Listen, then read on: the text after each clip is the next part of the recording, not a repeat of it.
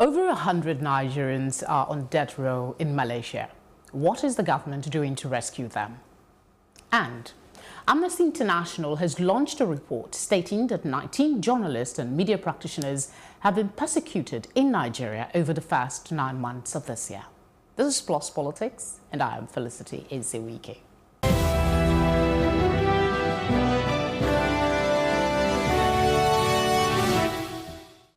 You're most welcome to the program. There are more Nigerians than other nationals on death row in Malaysia, Amnesty International has said in a new report. According to the report, of the 568 foreign nationals on death row for various offences in Malaysia, 119 are Nigerians. Nigeria tops the list of foreign nationals with 21%, followed by Indonesia with 16%. We have Iran 15%, India 10%, Philippines 8%, and Thailand about 6%. Is there a reason for this? And what is the Nigerian government doing to rescue these people? Joining me to discuss this are two gentlemen, political analysts, both of them, Sam Adeleke. Pleasure to have you join us. Good evening. And of course, our favorite person as well, Martin Lumba. Thank you very much. Pleasure to be here. Another report, 119 Nigerians on death row. What is your immediate reaction? Nigeria again in the news for the wrong reasons.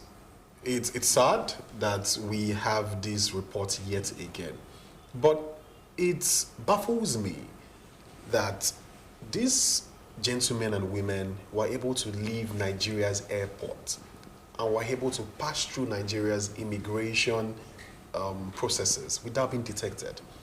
I work in the tourism industry and I understand what it takes to get a Malaysian visa, Thailand visa, in fact visa for Asian countries, because you have to write and get a letter of clearance from NDLEA.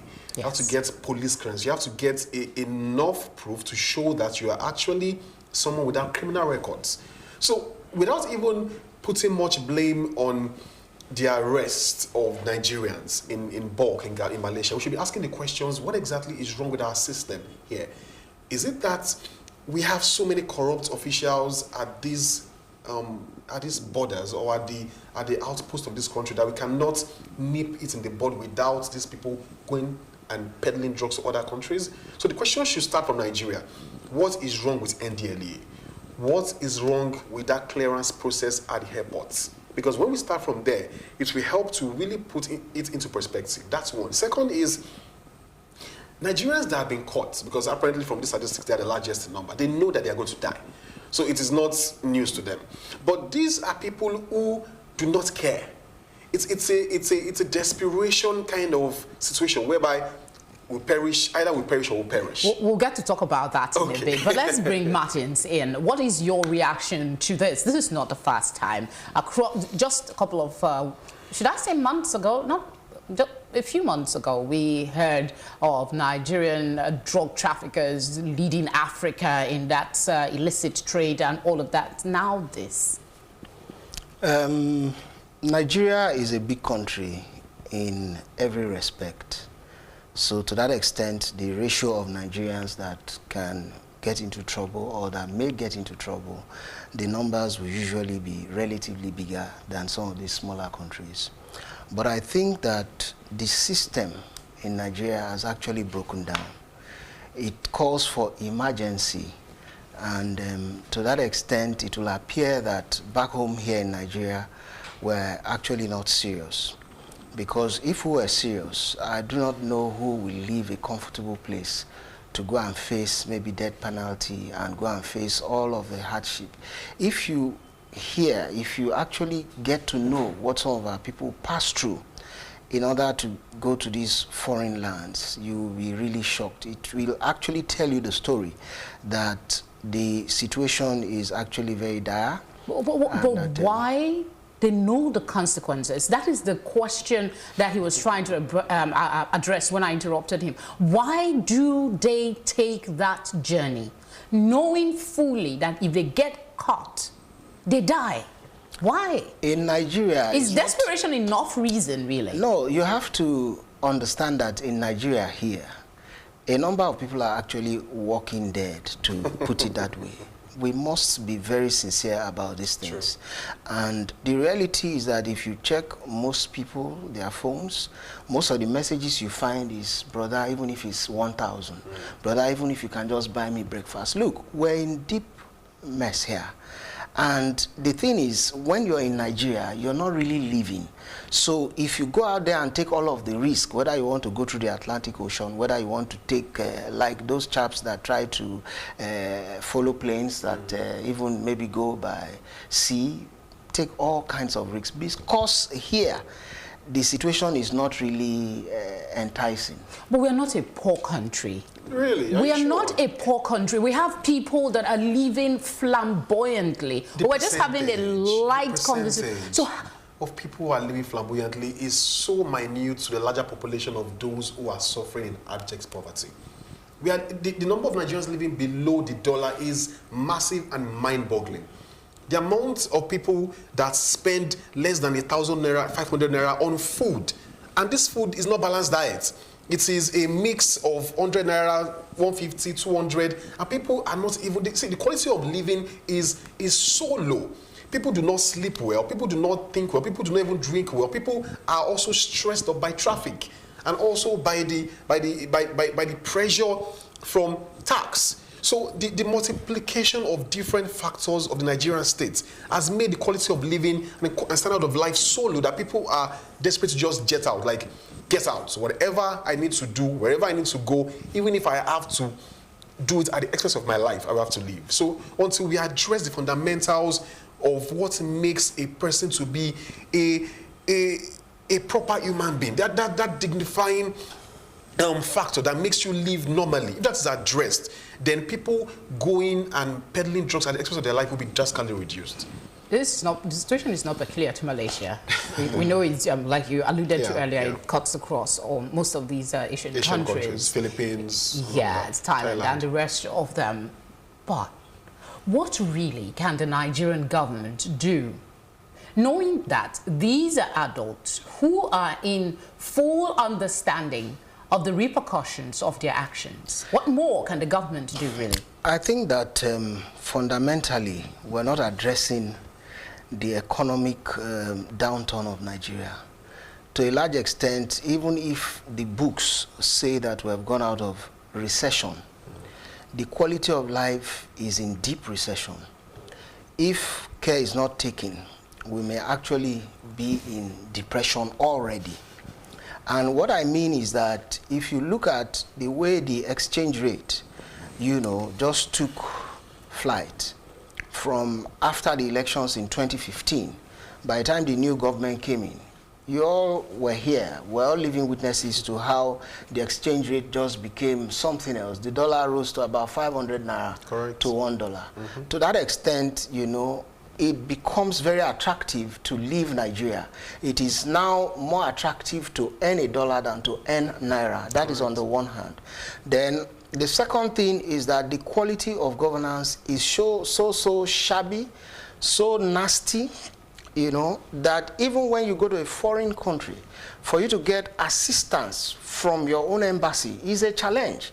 You want to have your passport, maybe your visa ran out or maybe your passport expired, so to say, and you needed to renew. The stories are simply very, very ridiculous, very, very embarrassing. So first things first, I think that we need to address our economic reality fundamentally.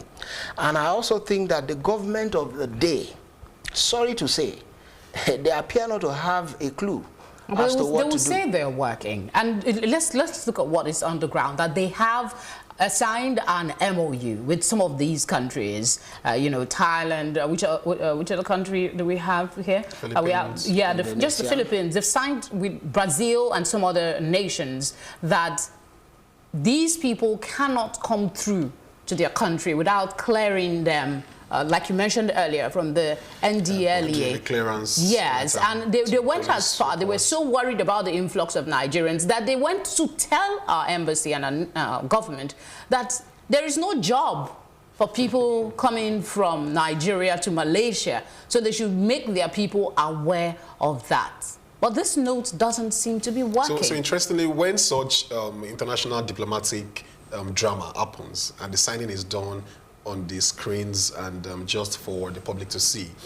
But it doesn't trickle down to that NDLEA officer who approves that letter because he's being bribed and tipped by somebody who is peddling drugs.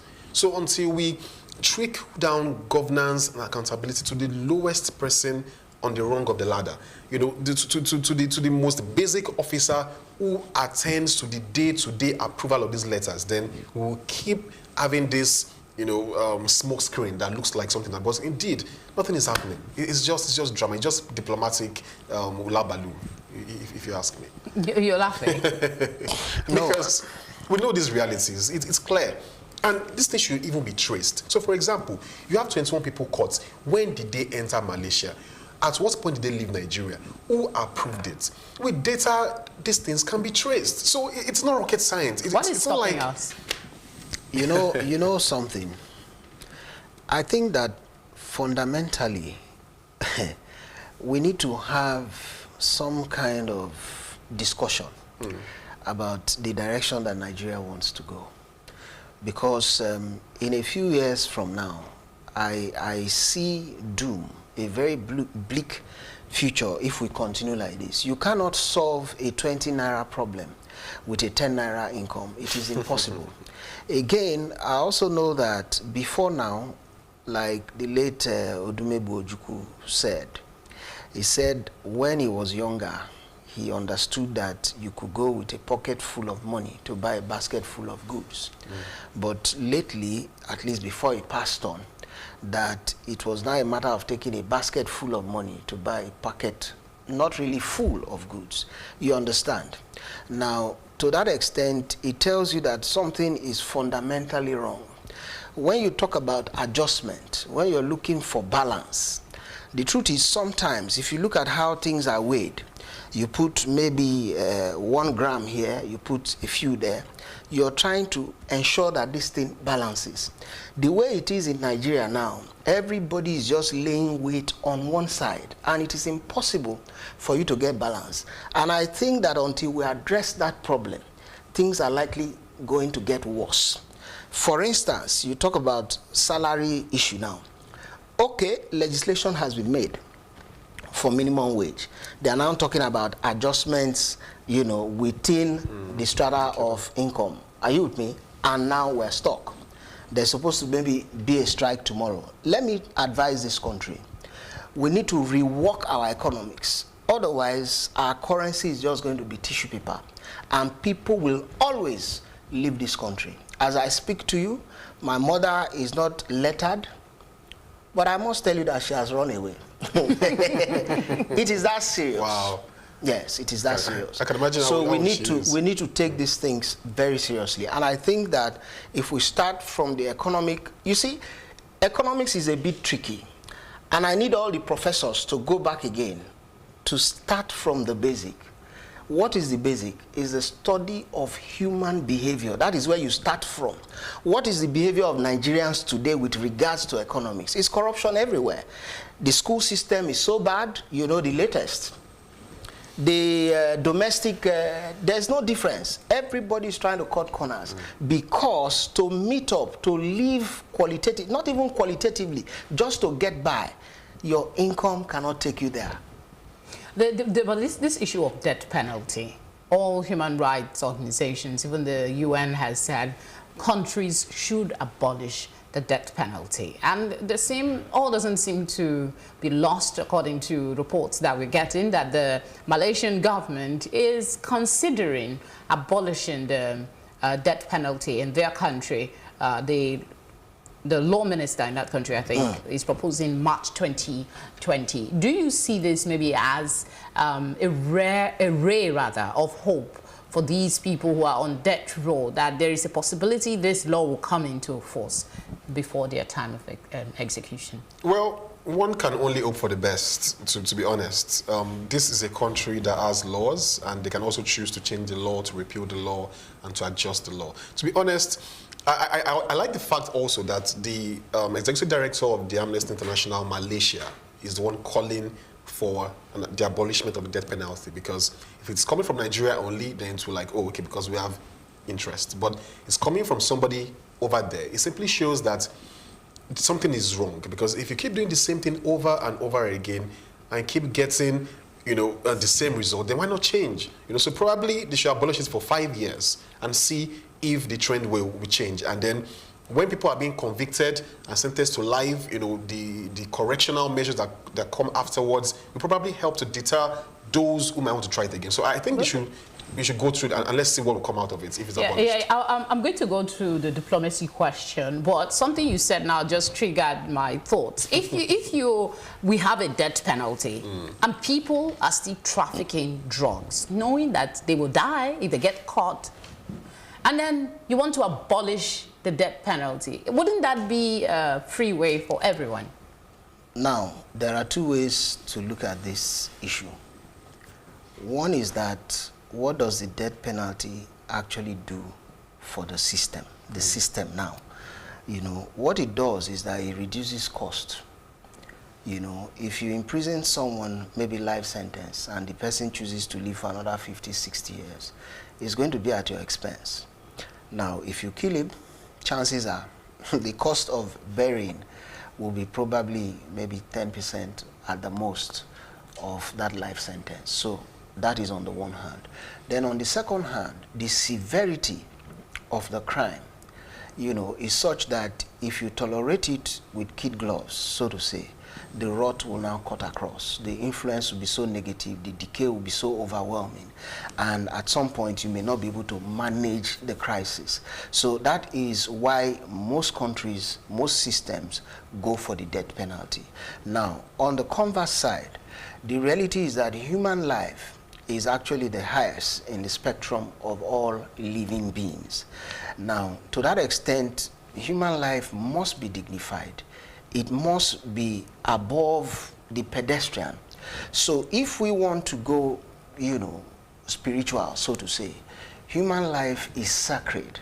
Human life is very deep, it's deeper than the surface. So when you keep a man alive, chances are you give him the opportunity to understand the other dimensions to his existence, the spiritual side of it, the correctional side to it, the principles that probably he didn't understand before he committed the crime. So to that extent, the quality of life becomes better. Prisoners can even come out sometime and begin to interact, and before you know, the quality of society will be much better. But weighing the two side by side and looking at the reality of human wants, human needs, and the global challenge for survival, it will not be an easy task to, abolish the death penalty. Because can I even add that some might even consider the fact that, now that we won't be killed anymore, at least I'll be sentenced to life imprisonment and I'll be enjoying free food and a good life in Malaysia prisons. So it's a very dicey decision to make, and we hope that they make the best decision. But your argument about the sacredness of life is, an important one to consider, and I guess that's why the United Nations and other bodies are saying that we need to make sure that we abolish the death penalty. But come to think of it, we already know that this is the penalty as of now for the crimes that you commit when you go to this country, when it has to do with trafficking, robbery. Let's not forget that it's not just drug trafficking. Some of them get into armed robbery and all of that, inciting violence and issues like that. Crimes also. Are we exploring the value of diplomacy in this instance? We have the Diaspora Commission. Abigail Dabiri is always in the forefront talking about what she's doing to help people in diaspora, especially those that are in trouble. Are we exploring that as well as we should? I think that basically, we must admit that the quality of the Nigerian state is probably what is giving Nigerians outside of our shores the kind of treatment that they are getting. I remember a story that my mom told that they were transiting maybe through Germany or something. And at some point, they separated. There was segregation amongst the passengers, that were going to be left behind. They missed their flight or whatever. Now, what happened was that they, as Americans, so to say, they were taken to a hotel to pass the night, and everybody else was left to take care of himself or herself. They were left to sleep at the airport. What am I saying? Now, there are possibilities diplomatically such that if they know that this country has integrity, they can even ratify prisoner exchange, so to say. Yes, we've caught Nigerians, we don't want to spend our resources looking after them. You say we shouldn't kill them, well, come and carry your people. Now, if they have respect for Nigeria, it is very possible to earn that kind of, concession. But because even within Nigeria, prisoners are complaining, I can assure you that there are many prisoners, if they tell them, you know what, your country has asked that we should ship you back, and then they will say, you know what, no, I might just as well go for the death penalty. Why?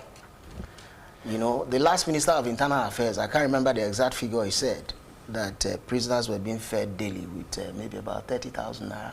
And everybody was like, with the beans that is so watery, is that supposed to be a joke or what?